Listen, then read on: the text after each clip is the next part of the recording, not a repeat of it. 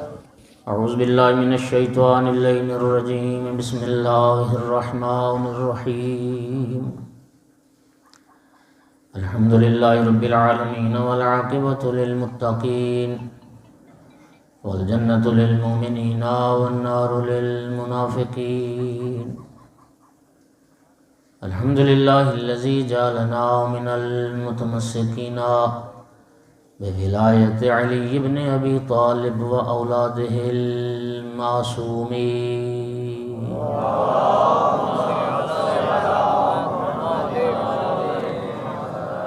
الصلاۃ والسلام والتحیۃ والاکرام علی رسولہ الکریم شفیع المذنبین انیس الغریبین ورحمۃ للعالمین اعنی العبد المؤید الرسول المسدد المحمود الاحمد المصطفى الامجد والقاسم محمد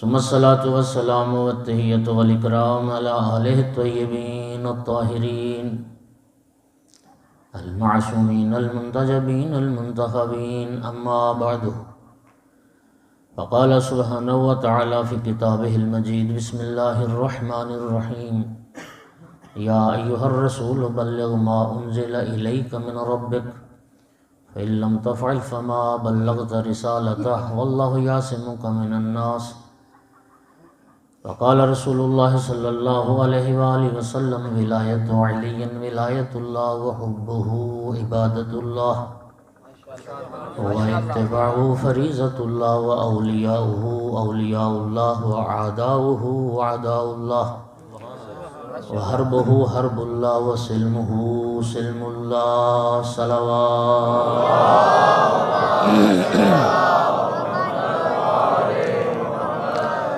مومنین کرام، آپ سب کو پیشگی عید غدیر کی بہت بہت مبارک ہو، خیر مبارک۔ یہ عید جو پرسوں آ رہی ہے انشاءاللہ، یہ اس کو ائمہ اہل بیت کی روایات میں، احادیث میں چند ناموں سے یاد کیا گیا ہے۔ قرآن میں روز عید غدیر کو عہد معہود کے نام سے یاد کیا گیا ہے۔ نبی کریم صلی اللہ علیہ وآلہ وسلم نے اس عید کے لیے فرمایا افضل اعیاد امتی، میری امت کی تمام عیدوں میں سب سے افضل عید عید غدیر ہے۔ سب سے افضل عید نبی کریم نے اس عید غدیر کو قرار دیا۔ اس عید کو عید آل محمد بھی کہتے ہیں،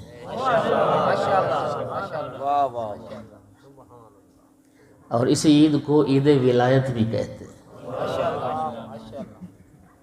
اور اہل ایمان کی، آل رسول کی سب سے بڑی خوشی، سب سے بڑی عید وہ عید غدیر ہے۔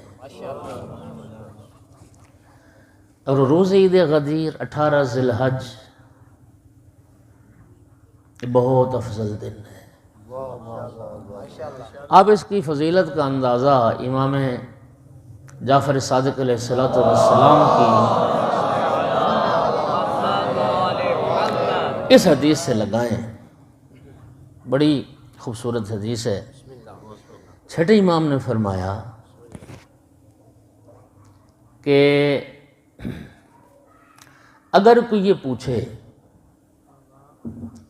کہ 18 ذی الحج کے علاوہ کوئی اور دن ہے جو اللہ کی نگاہ میں سب سے زیادہ محبوب اور سب سے زیادہ فضیلت والا ہو،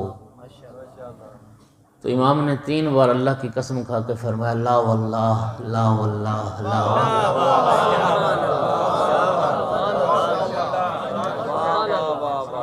فرمایا باخدا قسم، اللہ رب العزت کی نگاہ میں عید غدیر سے بڑھ کے فضیلت والا کوئی اور دن نہیں،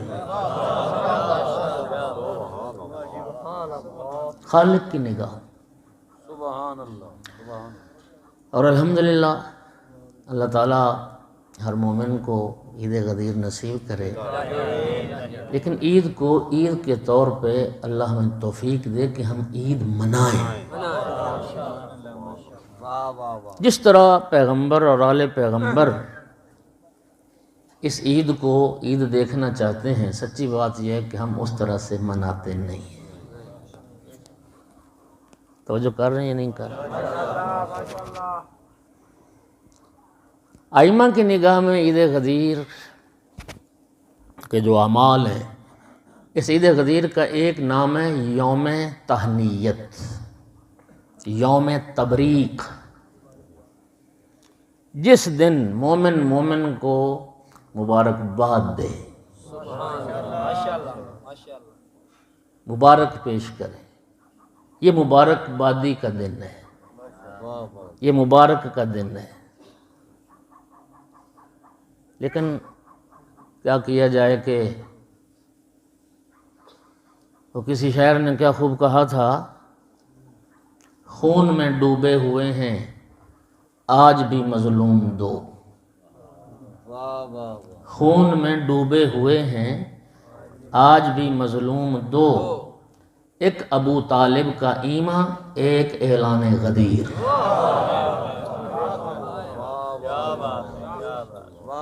ایک ابو طالب کا ایماں ایک اعلان غدیر۔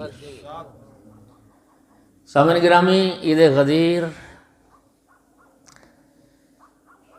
اس عید غدیر کا روزہ جانتے اس کی فضیلت کتنی؟ حیران ہو جاؤ گے، بخدا قسم حیران ہو جاؤ گے۔ امام صادق علیہ السلام نے فرمایا اس عید غدیر کے روزہ کی فضیلت اس قدر ہے کہ جتنی عمر ہے نا اس زندگانی دنیا کی، یعنی جب سے اللہ پاک نے اس دنیا کو پیدا کیا اور جب تک یہ دنیا رہے گی، اتنی ہی اللہ کسی انسان کو زندگی دے دیتا۔ یعنی دنیا کے پیدا ہوتے ہی ایک انسان پیدا ہوا اور دنیا کے ختم ہونے تک وہ انسان اس دنیا میں زندہ رہا، اور ہر روز اس نے روزہ رکھا۔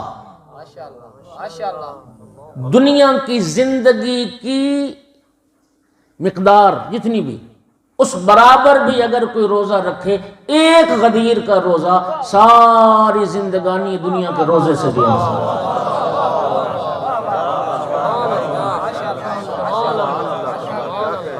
یہ امام علیہ السلام کی حدیث۔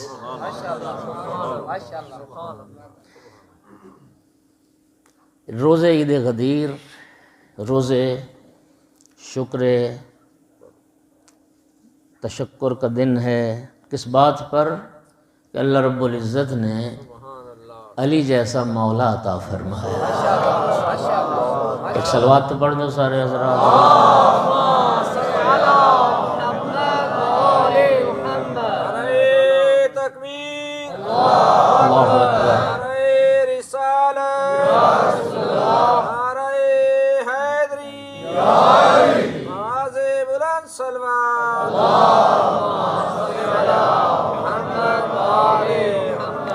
اور غدیر کا روزہ رکھنے والوں کا جو روزہ افطار کروائے، معصوم کی حدیث ہے، وسعت رزق کا سبب بنے گا، ساری زندگی فقر و فاقہ کی شکل نہیں دیکھے گا۔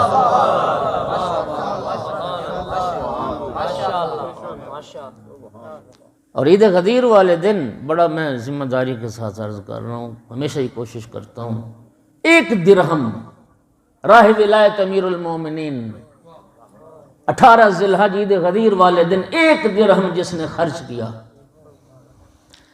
پتہ ہے خالق کی نگاہ میں وہ 1 درہم کتنا اجر رکھتا ہے؟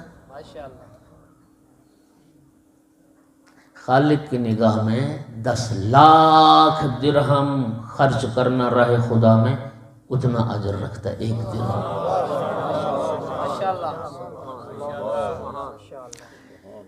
روزہ عید غدیر کے اعمال میں روزہ ہے، غسل ہے، غسل عید غدیر۔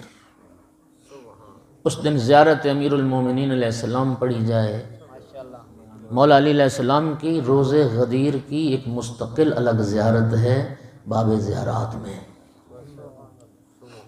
عید غدیر کی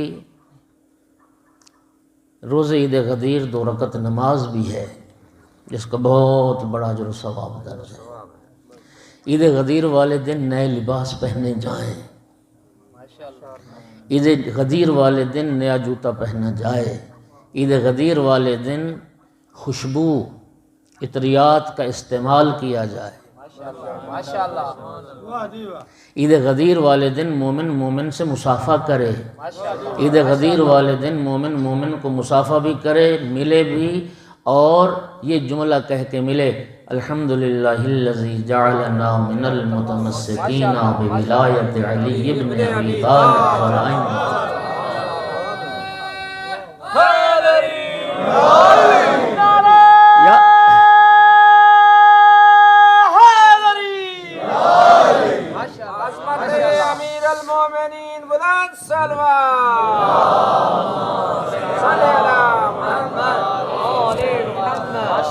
سرکار کی حدیث ہے، امام صادق علیہ السلام فرماتے ہیں غدیر والے دن مومن مومن سے مصافحہ کرے، 10 فرشتے آ کے مومن سے مصافحہ کرے۔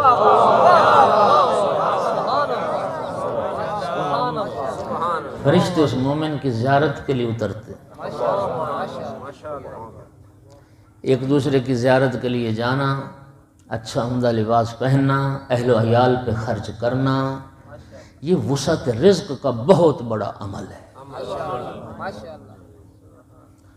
ہم عید الفطر پہ زیادہ اہتمام کرتے ہیں ہمارے ملک میں، ہندوستان میں، پوری دنیا میں، وہ بھی عید ہے، عامت المسلمین کی عید ہے، اللہ نے اسے بھی عید قرار دیا ہے، لیکن افضل اعیاد وہ عید غدیر ہے۔ مومن کی عید عید غدیر ہے، اہل ایمان کی عید عید غدیر ہے، جس دن اللہ رب العزت نے دین کو مکمل کیا ہے، جس دن اللہ رب العزت نے نعمتوں کو تمام کیا ہے، اور عید غدیر وہ دن ہے جس دن اسلام بھی رضی اللہ بن گیا ہے۔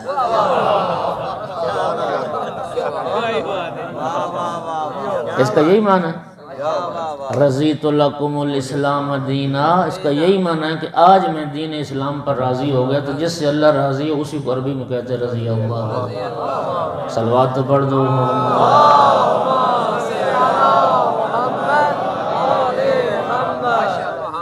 اتمام نعمت کا دن ہے، اکمال دین کا دن ہے،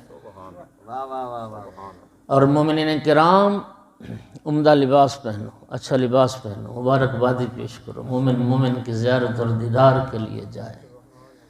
یقین فرمائیں، آپ مفاتیح الجنان اٹھا کے دیکھ لیں، عید غدیر کی فضیلت پیغمبر اور آل پیغمبر کی نگاہ میں، یقین فرمائیں مسئلہ یہ ہے، دیکھیے میں ہمیشہ ایک بات عرض کرتا ہوں، قوم میں جذبہ بہت زیادہ ہے، اور کسی فرقے کے لوگوں میں دینی حوالے سے اتنا جذبہ نہیں ہے۔ عمل کی الحمدللہ کمی نہیں ہے، جو عمل کی کمی ہے وہ علم کی کمی کی وجہ سے۔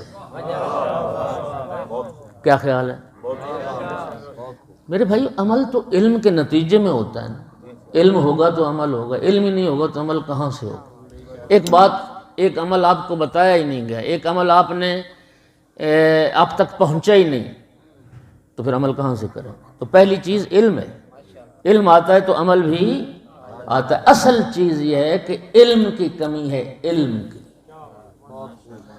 اور یاد رکھنا مذہب اہل بیت مذہب علم ہے، مکتب اہل بیت مکتب، دلیل کیا ہے؟ دنیا کے کسی مذہب کا امام باب مدینہ علم نہیں ملے گا،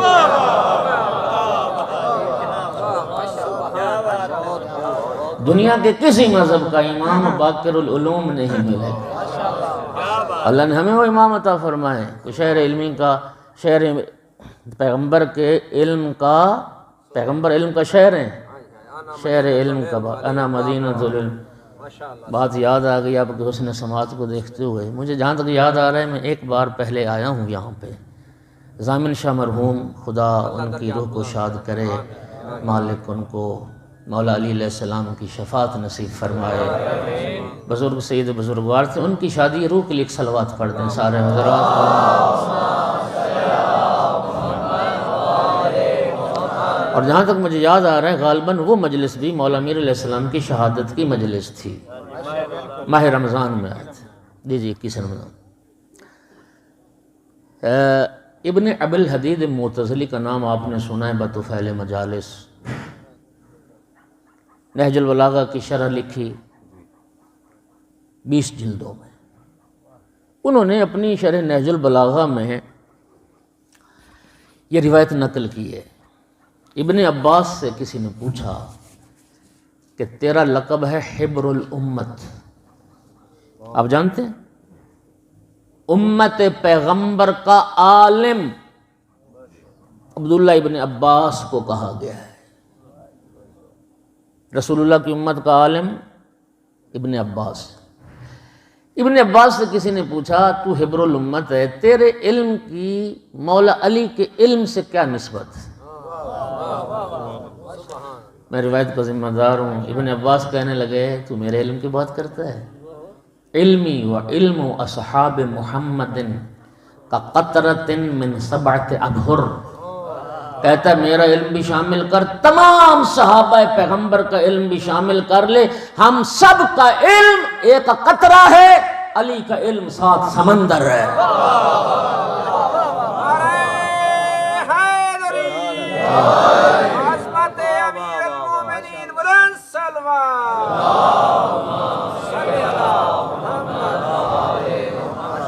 جو نسبت ایک قطرے کو 7 سمندر سے ہے، وہ نسبت تمام صحابہ کے علم کو مولا علی کے علم سے۔ تو دوستو مذہب شیعہ مذہب علم ہے، مکتب تشیع مکتب علم ہے۔ ہماری قوم نے جو کچھ ہم نے منبر سے کہا قوم نے وہ کیا ہے، لہٰذا علم کی کمی ہے۔ انشاءاللہ یہ کمی جب دور ہو جائے گی تو خدا کی قسم آپ جیسی قوم کائنات میں نظر نہیں آئے گی، اور جہاں قوم کی رہنمائی علماء کر رہے ہیں دنیا کے لیے وہ معجزہ بن گئے خدا کی قسم۔ ایسا ہے یا نہیں؟ اب حزب اللہ لبنان کو دیکھ لیں، بس اصل چیز یہ ہے۔ اللہ آپ کو سلامت رکھے۔ کل کی شب عید غدیر ہے، اس کے بھی کچھ اعمال ہیں، دعائیں ہیں۔ پرسوں کا دن بہت اہم دن ہے مومن کے لیے، آل پیغمبر کی بہت بڑی خوشی کا دن ہے۔ توجہ فرما رہے ہیں آپ؟ سامنے گرامی، عید ولایت جس دن اللہ کے حکم سے رسول اللہ نے اپنے بعد امت اسلامیہ کے حاکم کا، آقا کا، مولا کا، سربراہ کا، رہبر کا اعلان فرمایا، یا ایھا الرسول بلغ ما انزل الیک من ربک۔ رسول، اچھا یہاں پہ دیکھیے نبی نہیں اللہ نے استعمال کیا، یا محمد بھی نہیں کہا، رسول یعنی جس کا کام ہی پیغام الہی پہنچانا ہے، اسی ذمہ داری سے اللہ پاک نے مخاطب کیا، رسول ہے تو، تیرا کام ہی رسالت، فریضہ رسالت کو انجام دینا، میرے پیغام دنیا تک لوگوں تک پہنچانا ہے۔ بلغ ما انزل الیک من ربک، محبوب پہنچا دیجئے جو آپ کی طرف حکم نازل کیا جا چکا ہے۔ ندیم بھائی ماشاءاللہ بہت اچھے انداز میں جشن پڑھ رہے تھے، وہ جوان ہیں ماشاءاللہ، ہاں جی، تو ابھی وہ زور لگا سکتے ہیں۔ تو بہرحال اللہ ان کی اس خوبصورت گفتگو کو قبول فرمائے۔ نسیم عباس، ندیم عباس، صلوات تو پڑھ دیں سارے۔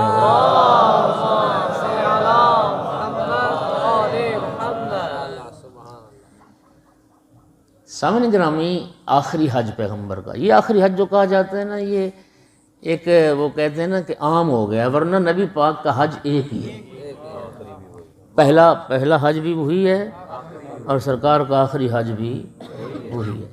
اس آخری حج سے کون مومن ہے جسے غدیر یاد نہیں؟ آخری حج سے جب نبی کریم واپس پلٹے، روایات میں اختلاف ضرور ہے، بعض نے لکھا 80,000 کا مجمع، یہ کم سے کم مجمع ہے، اور یہ اتنا اختلاف میں سمجھتا ہوں ہوتا ہے۔ یہ جتنے پی ڈی ایم کے جلسے ہو رہے ہیں، عمران خان کے جلسے ہو رہے ہیں، اگلے دن اعداد و شمار نہیں آتا، ذرائع آزاد ذرائع کے مطابق تعداد اتنی تھی، حکومتی جو میڈیا ہے وہ کہتا ہے اتنے ہیں، پارٹی کے لوگ کہتے ہیں اتنے ہیں، اختلاف ہوتا ہے یا نہیں ہوتا؟ میں سمجھتا ہوں یہ بھی اسی طرح کا اختلاف ہے۔ کچھ تعداد علی والوں نے دی ہوگی، کچھ تعداد انہوں نے دی ہوگی فی قلوبہم مرض،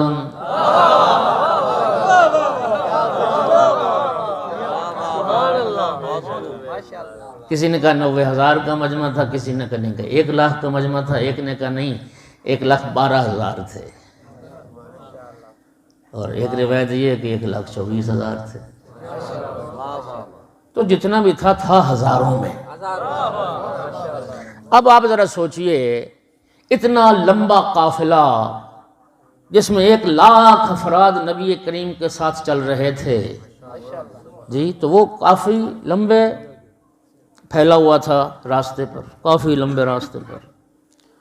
اور جب وہ خم کا مقام آیا، غدیر کہتے ہیں عربی میں تالاب کو، پورے زمانے میں تالاب تھا اس طرح کا جہاں پانی جمع ہوتا تھا، جب وہاں پہنچا تو یہ آیت آ گئی، یا ایھا الرسول بلغ ما انزل الیک، رسول اب پہنچا دیجئے اس حکم کو۔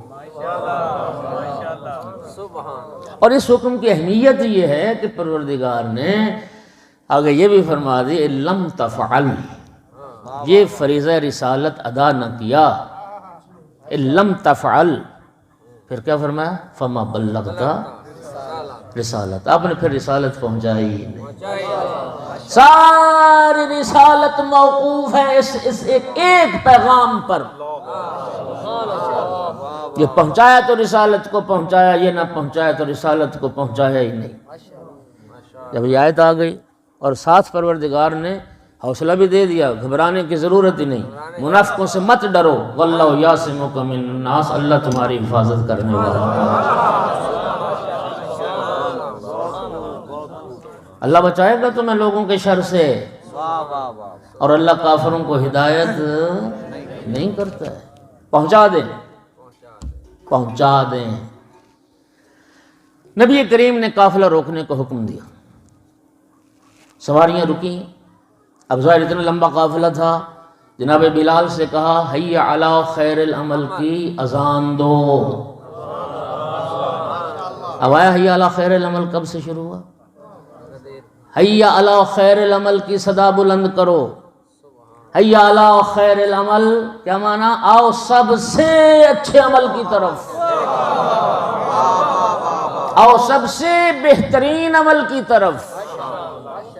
جناب بلال نے حی علی خیر العمل کی صدا کو بلند کیا، جو لوگ آگے نکل گئے تھے ان کو واپس بلایا گیا، اور جو پیچھے رہ گئے تھے ان کا انتظار کیا گیا، ان کو ساتھ ملایا گیا، اگلے پیچھے اکٹھے کر کے پالان کا ممبر بنا، جیسا کہ آپ سن رہے تھے سرکار نے خطبہ ارشاد فرمایا، اور پھر اس میں امیر المومنین کی ولایت کا اعلان فرمایا۔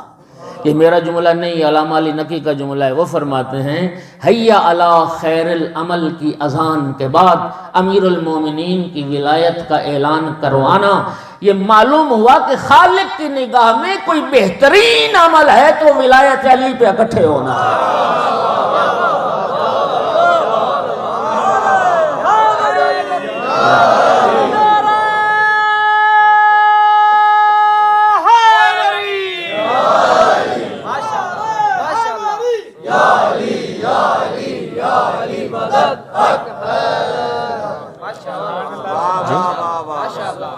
رسول اللہ کی نگاہ میں کوئی بہترین عمل، کوئی شے خیر العمل ہو سکتی ہے تو امیر المومنین علیہ السلام کی ولایت پر جمع۔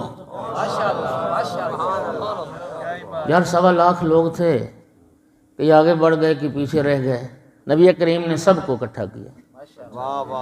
نبی کریم نے اپنے عمل اور کردار سے بھی ایک بات سمجھائی ہے، آگے بڑھ جانے والوں کو واپس بلا کر پیچھے رہ جانے والوں کو ساتھ ملا کر پھر مولا امیر المومنین کی ولایت کا اعلان کرنا۔ نبی کریم مسلمانوں کو سمجھا رہے تھے، یاد رکھنا مقام ولایت علی ایک ایسا مقام ہے جو اس سے آگے بڑھ جائے گا وہ بھی ہلاک ہو جائے گا، جو پیچھے رہ جائے گا وہ بھی ہلاک ہو جائے گا۔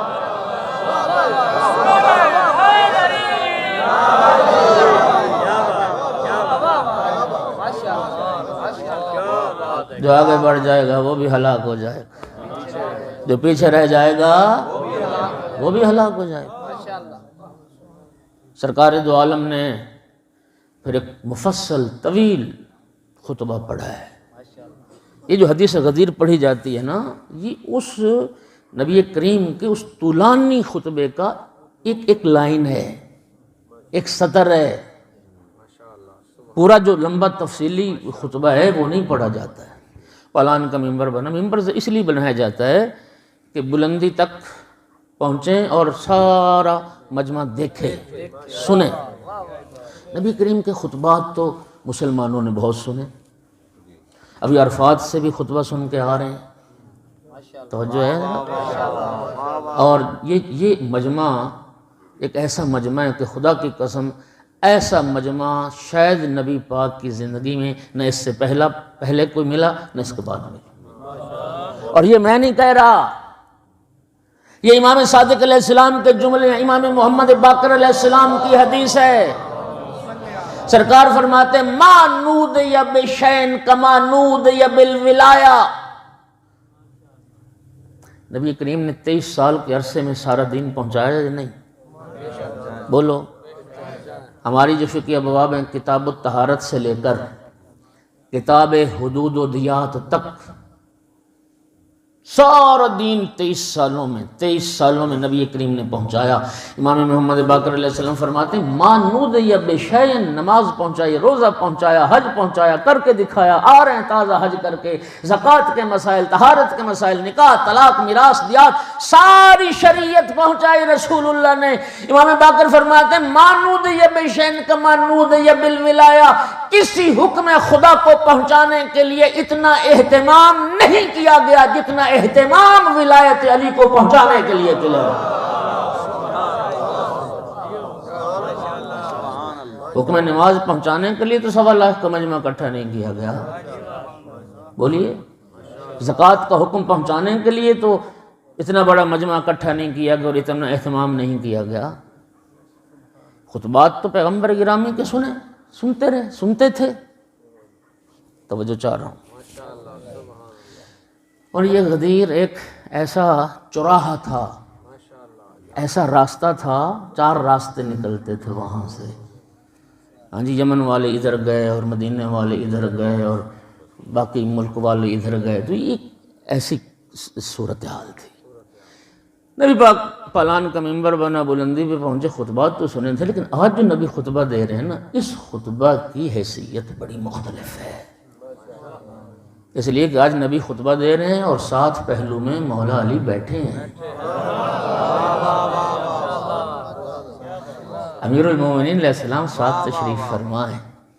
یہ 1.25 لاکھ کا مجمع، ان کے ذہن میں یہ بات ضرور آ رہی ہے کہ یہ جو آج رسول اللہ نے پاس علی کو بٹھایا ہے، ہو نہ ہو کوئی بات آج علی کے بارے میں ضرور ہونے والی ہے۔ یہ ان کا پہلے ذہن بن گیا، انہیں اتنا شعور ہو گیا کہ نبی کریم نے پہلے تو کبھی اس طرح سے خطبہ نہیں پڑھا، آج جو مولا علی کو ساتھ بٹھایا ہے تو کوئی نہ کوئی بات نبی کریم اپنے بھائی کے بارے میں ضرور فرمانے والے۔ پیغمبر کی باتیں سن رہے ہیں، دنیا چہرہ علی کا دیکھ رہی ہے۔ صلوات تو پڑھ دو سارے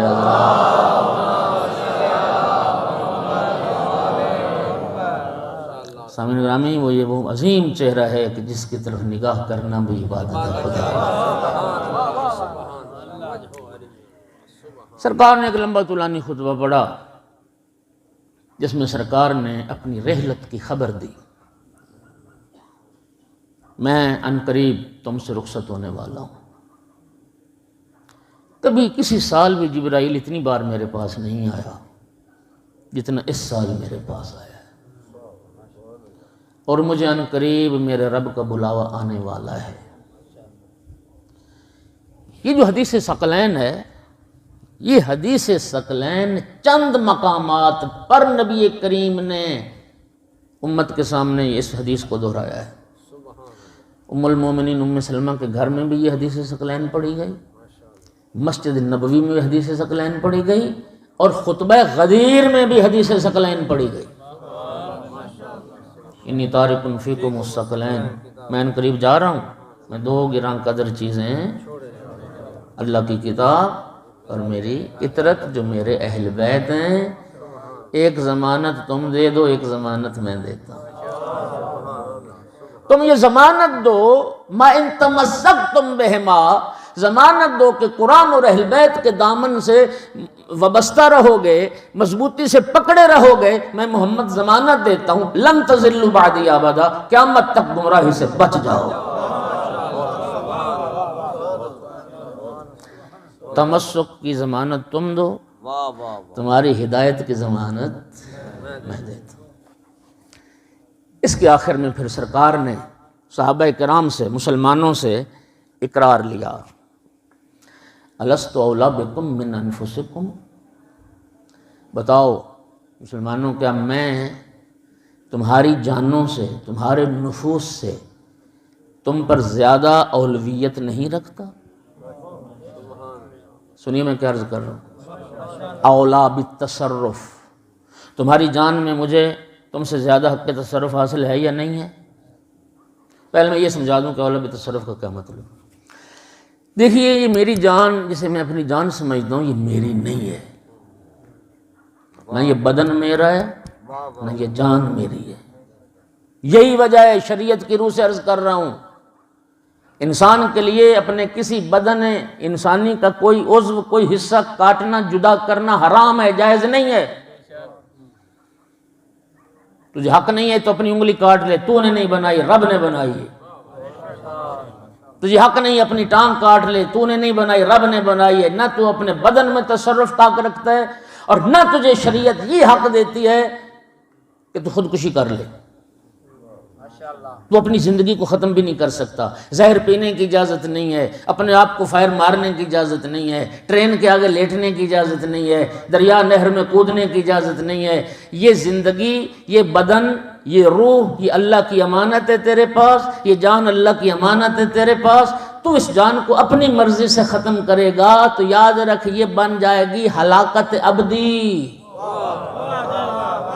ہلاک ہو گیا، لعنتی بن جائے گا۔ توجہ! لیکن اگر یہی جان اللہ کا حکم آ جائے، رسول اللہ کا حکم آ جائے، امام کا حکم آ جائے، نکلو کفار کے ساتھ جہاد کرنا ہے،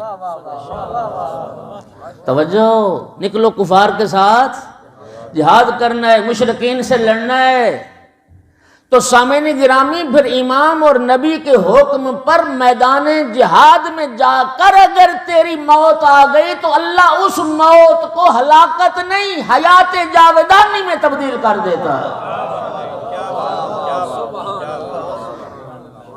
پھر وہ موت شہادت کی موت بن جاتی ہے، پھر اللہ اسے ابدی زندگی عطا کر دیتا ہے۔ قرآن کہتا ہے شہادت کی زندگی وہ زندگی ہے جسے تم شعور ہی نہیں رکھتے کہ وہ کیسی زندگی۔ بات سمجھ آئی ہے بھائی؟ دیکھیے، نتیجہ تو ایک ہی تھا، تو نے زہر کھا لیا تب بھی مر گیا، میدان جہاد میں گیا کافر کی تلوار سے بھی مر گیا، نتیجہ کتنا مختلف ہے۔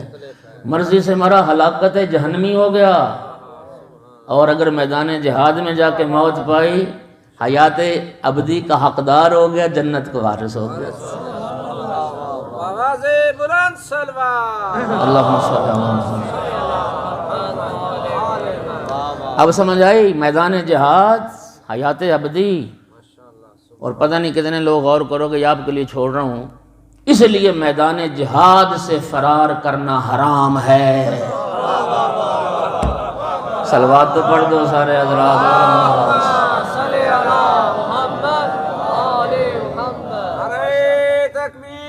اللہ اکبر، یا رسول اللہ، محمد پر بلند صلوات۔ اللہم صلی علی محمد و آل محمد۔ توجہ! اللہ تعالیٰ کوئی حق ہے وہ ہماری جان کا خالق ہے، پھر اللہ نے وہ حق رسول اللہ کو دیا ہے۔ اگر رسول اللہ کہیں نکلو جہاد کے لیے تو پھر نکلنا، پھر نہ نکلنے والے پہ لعنت ہے۔ اور رسول اللہ نے فرمایا بھی تھا لعن اللہ من تخلف عن جیش اسامہ، اللہ کی لعنت ہوگی اس پر جو اسامہ کی سربراہی میں جہاد کے لیے نہ نکلے۔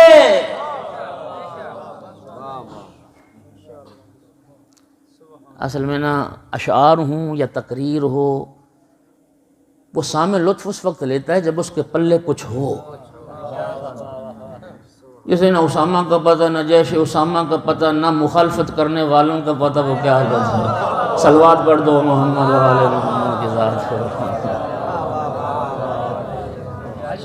جی وہ کیا لطف لے جسے پتہ ہی نہیں کہ کیا ہوا تھا، اسامہ کیا تھا۔ اور مومنین کرام اگر نبی کریم حکم دے دیں، اگر امام وقت حکم دے دے اور پھر میدان میں جانا، پھر جان قربان کرنا، پھر یہ حیات ابدی بن جاتا ہے، شہادت کی موت ہو جاتی ہے۔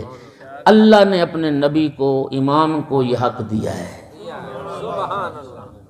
لہذا اس کو کہتے ہیں اولا بالتصرف، یعنی میری جان میں اپنی مرضی سے ختم نہیں کر سکتا، اس کا معنی یہ وقت میری ہے ہی نہیں۔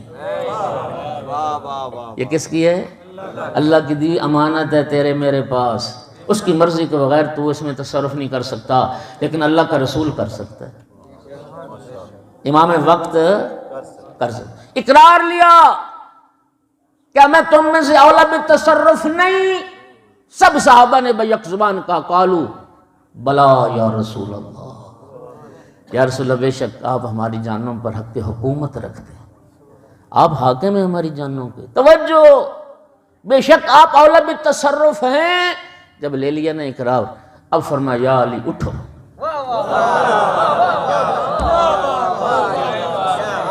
قم یا علی، قم یا علی، سرکار نے فرمایا اٹھو، اور مولا امیر المومنین کو اٹھا کے، اچھا اب یہ جس طرح تصویر بنی ہے یا جس طرح سے ایک تصور، یہ اصل تصور نہیں ہے۔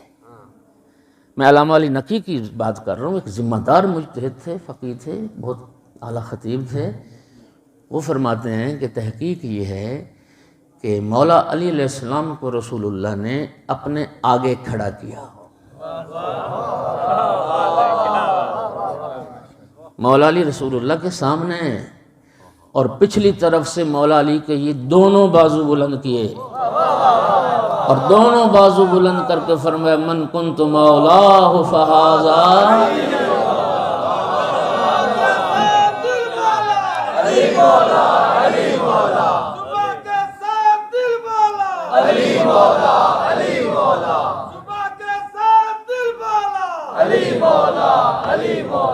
میرا مولا، میرا مولا، علی مولا، علی مولا، توجہ فرمائیے، نبی کریم نے مولا علی کو اپنے آگے کھڑا کیا اور خود مولا علی کے پیچھے ہو گئے رسول اللہ، پھر دونوں بازو پچھلی جانب سے مولا علی کے اٹھائے، اور اتنے بلند کیے بازو کہ مولا امیر کے بغلوں کی سفیدی نظر آ رہی تھی۔ توجہ چار، اب ایک بات سنیے، نبی پاک کے نے جو مولا امیر کو آگے کھڑا کیا خود پیچھے، اس میں بھی ایک پیغام ہے۔ آگے کھڑا کر کے فرمایا نا من کنت مولا فہذا علی مولا۔ دیکھیے آپ ایک بچے کو یوں اٹھائیں، بچے کو تو اٹھانے والا بھی نظر آ رہا ہے، اور جس بچے کو آپ نے اٹھایا وہ بھی نظر آ رہا ہے۔ آپ اپنے جتنے کسی انسان کو اپنے آگے کھڑا کر دیں، آپ چھپ جائیں گے وہی نظر آئے گا۔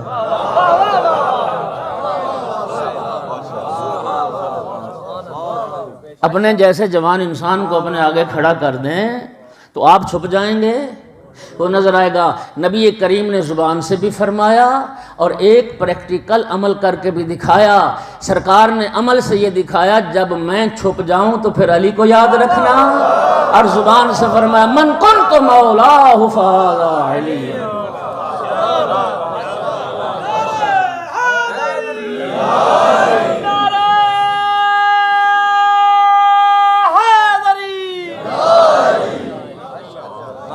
فہذا علی مولا فہذا علی مولا، میں جس کا مولا ہوں، میں جس کا حاکم ہوں، میں جس کا رہبر ہوں، میں جس کا حاکم و پیشوا ہوں، میرے بعد اس کا علی مولا ہے۔ توجہ ہو رہی ہے حضرات؟ اچھا، یہ جو فرمایا فہذا، یہ نہیں فرمایا من کنت مولا ہو ہاذا علی مولا، ہاذا صرف ہاذا نہیں، یعنی پیغمبر کمال ہو گیا یار، کتنی تاکید، کتنی وضاحت، کتنی صراحت، اندھے بھی سمجھ لیں، بہرے بھی سمجھ لیں۔ ہائے ہائے، کسی کے لیے کوئی عذر نہ رہے، کوئی یہ نہ کہ میں نے دیکھا نہیں تھا، کوئی یہ نہ کہ میں نے سنا نہیں تھا، عذر نہ رہے۔ سرکار نے پھر کیا فرمایا؟ علی مولا نہیں فرمایا ہاذا علی مولا، پھر ہاذا نہیں فرمایا فہذا علی مولا۔ جو جوان سوشل میڈیا سے مربوط ہیں، آپ کو یاد ہے کہ 2 سال پہلے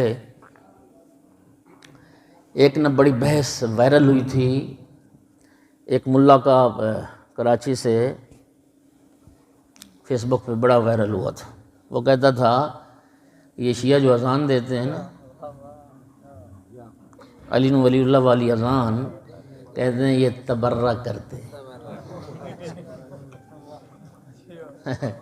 یہ کیا کرتے ہیں؟ ہمارے بزرگوں پر تبرہ کرتے ہیں، اور یہ تبرہ پر مبنی اذان بند کروائی جائے۔ وہ تبرہ کس جملے کو کہتے ہیں؟ وَخَلِيفَتُهُ فَصْل، اس پر انہیں زیادہ تکلیف ہے کہ یہ کیوں کہتے ہیں خلیفۃُ بلا فصل؟ کیا کیا جائے؟ اپنی جہالت کا علاج نہیں کرنا اور شیعوں پر تنقید کرنا۔ ویڈیو ہو رہی ہے، لائیو پتہ نہیں چل رہی ہے نہیں چل رہی، دنیا تک بات جا رہی ہے، میں چیلنج کر رہا ہوں، ارباب دانش جو بیٹھے ہیں جا کے تصدیق ضرور کرنا میری بات کی۔ یہ جو خلیفۃ بلا فصل ہے، یہ ترجمہ اسی فا کا ہے جو رسول نے فرمایا فہذا علی مولا۔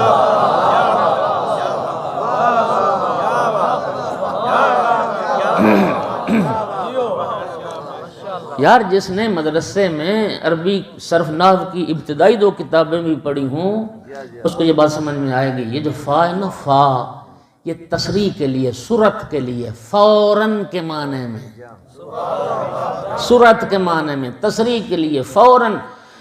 نبی پاک نے یہ نہیں فرمایا جس کا میں مولا میرے بعد اس کا علی مولا، نہیں فرمایا جس کا میں مولا میرے بعد فوراً، میرے بعد بلا فصل، میرے بعد چوتھے نمبر پر علی نہیں، پہلے نمبر پر علی۔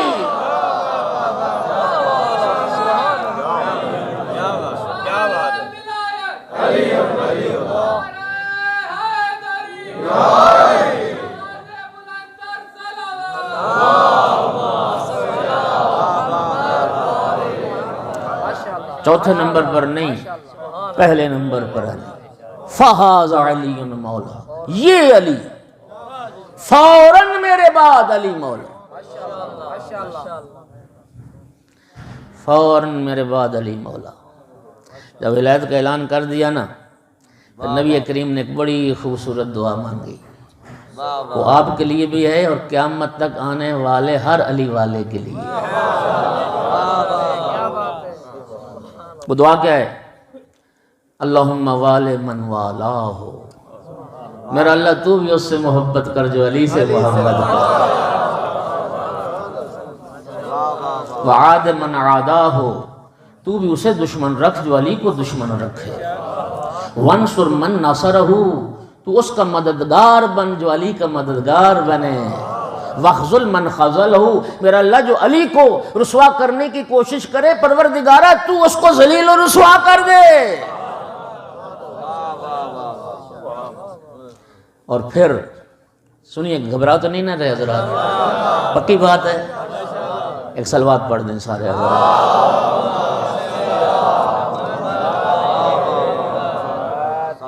پھر نبی کریم نے اس میں میرے لیے، آپ کے لیے، ہم سب کے لیے، قیامت تک آنے والے ہر مسلمان کے لیے نبی پاک نے ایک پیغام چھوڑا ہے۔ شاید بہت سارے لوگوں نے پہلے یہ نہ سنا ہو کہ خطبہ غدیر میں یہ بھی نبی نے فرمایا تھا نبی پاک نے میری آپ کی ہم سب کی قیامت تک آنے والی امت مسلمہ کی ایک ڈیوٹی لگائی تھی غدیر میں، اور وہ ڈیوٹی کیا تھی؟ سرکار دو عالم نے جب اعلان ولایت فرما دیا، پھر نبی نے فرمایا صحابہ کرام سے، الا فلیبلغ شاہد الغائب والوالد الی ولدہ الی یوم القیامہ۔ سرکار نے فرمایا جو آج غدیر میں مسلمان موجود ہیں، میں تمہاری ڈیوٹی لگا رہا ہوں ولایت علی کو غائبین تک پہنچانا، اور میں ڈیوٹی لگا رہا ہوں اپنی امت کے ہر باپ کی یہ ڈیوٹی اپنی بیٹے کو ولایت علی پہنچاتا رہے، سناتا رہے، اور یہ سلسلہ قیامت تک چلتا رہے۔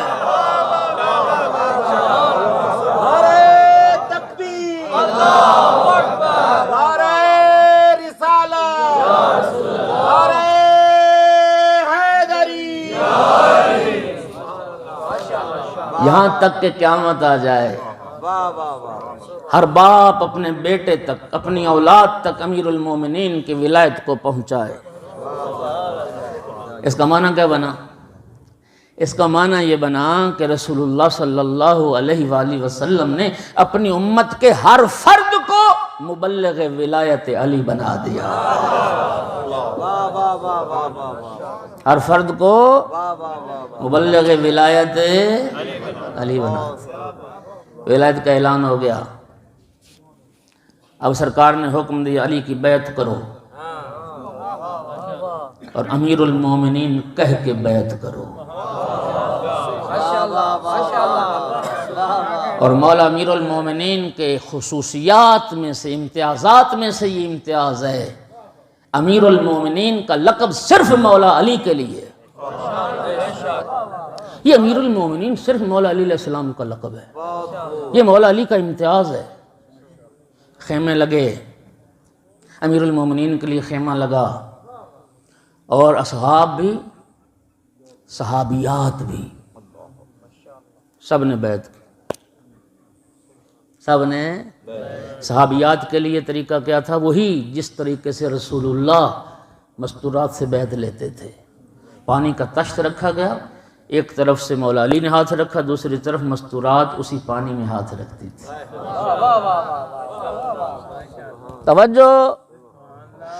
اور ایک شخصیت کے جملے جو مولا امیر المومنین علیہ السلام کی ولایت کے اعلان کے بعد مبارکبادیاں دی گئی مولا علی کو، مولا علی کو مبارکبادیاں دی گئیں۔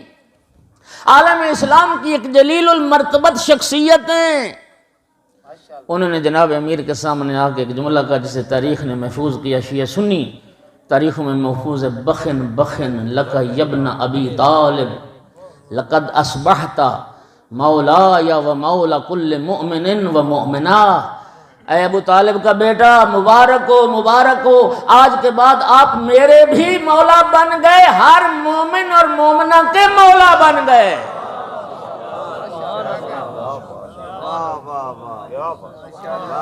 میں اس کا نہ ترجمہ دوبارہ کرنے لگا ہوں، جو لطف لے گئے۔ صرف یہ نہیں کہا کہ آپ ہر مومن اور مومنہ کے مولا بن گئے، اپنا ذکر الگ کیا، مومن اور مومنہ کا ذکر الگ کیا۔ صلوات کے پڑھ دو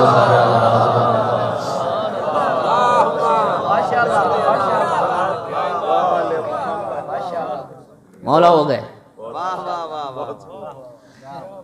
اب 1.25 لاکھ بندہ بیعت کرنے والا تھا، تو ایک دن میں تو یہ عمل ہونا ہی نہیں تھا، 3 دن تک قافلے رکے۔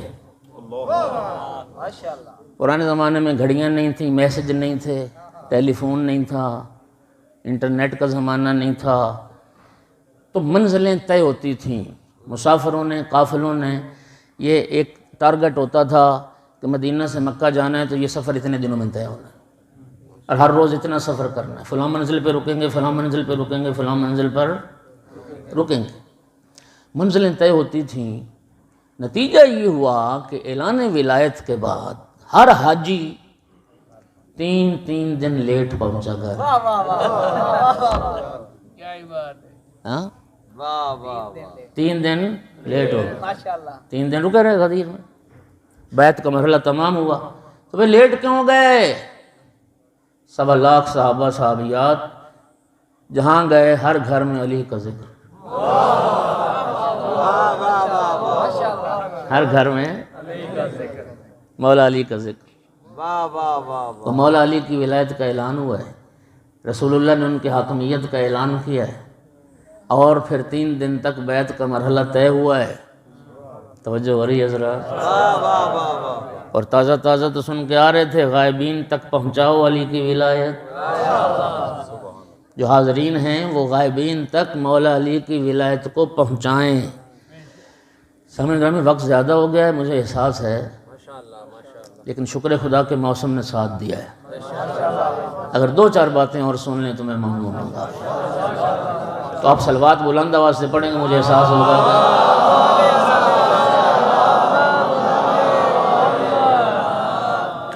نگاہ اہل بیت علیہ الصلوۃ والسلام میں اس ولایت امیر المومنین کا مقام اور حیثیت کیا ہے.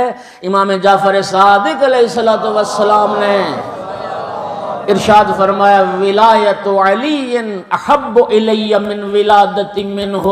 امام صادق فرماتے ہیں مجھے مولا علی کا بیٹا ہونے پہ اتنا ناز نہیں ہے جتنا اپنے جد علی کی ولایت پر ناز.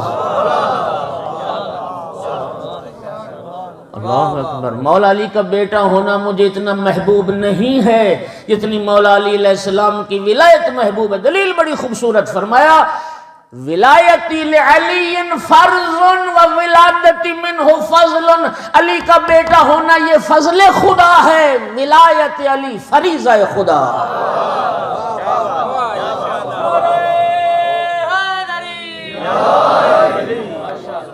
مولا علی کی اولاد ہونا یہ فضل خدا بندی ہے، لیکن مولا علی کی ولایت یہ فرض ہے، یہ واجب ہے، یہ فریضہ خدا بندی ہے.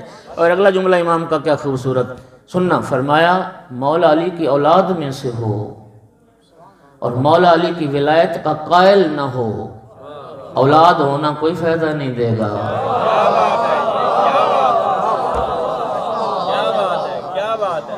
لیکن کوئی بندہ مولا علی کی اولاد میں سے نہ ہو لیکن مولا علی کی ولایت کا قائل ہو تو مولا علی کی ولایت اسے فائدہ دے گی.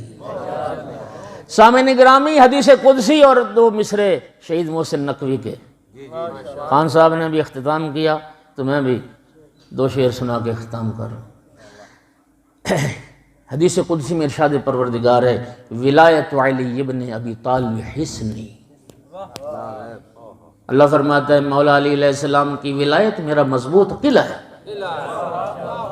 جس نے پڑھ لیا علی ولی اللہ، جو مولا علی کی ولایت کا قائل ہو گیا، داخل حصنی، وہ میرے قلعے میں داخل ہو گیا. ومن داخل حصنی امن من عذابی، اور جو میرے قلعے میں آ جاتا وہ میرے عذاب سے بچ جاتا ہے. شیعو خوش نصیب و بخدا قسم، مولا علی جیسا ہادی اور رہبر اللہ نے عطا کیا. توجہ، رب نے ایسا ہادی اور رہبر عطا کیا جو اکیلا 1.25 لاکھ انبیاء کے کمالات کا وارث ہے.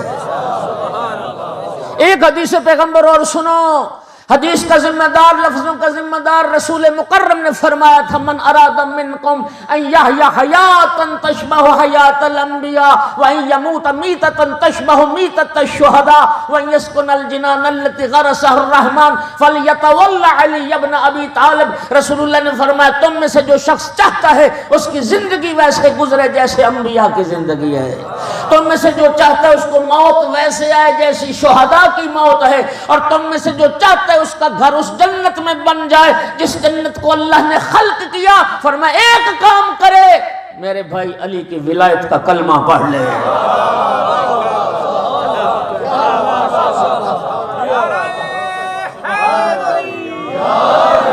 علی ابن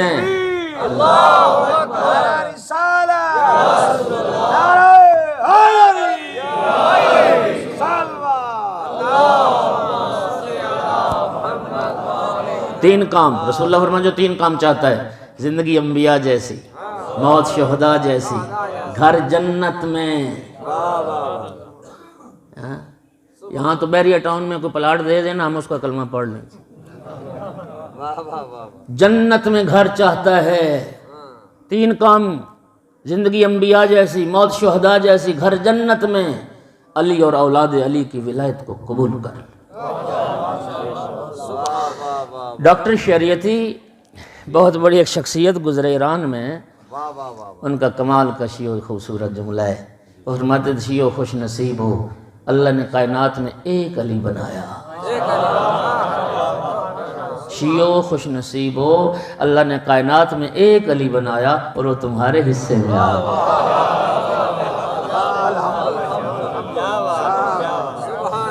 ایک علی بنایا وہ تمہارے حصے میں آ گیا۔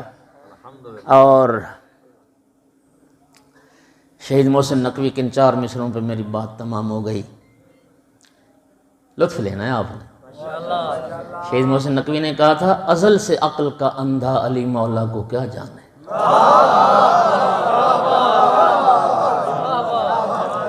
ازل سے جشن ہے نا جی، ازل سے عقل کا اندھا علی مولا کو کیا جانے، کہ خوشبو کا مقام و مرتبہ موج صبا جانے۔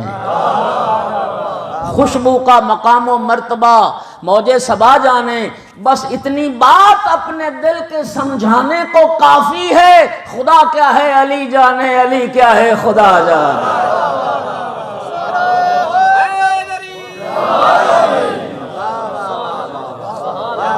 وآخر دعوانا ان الحمدللہ رب العالمین۔ اللہم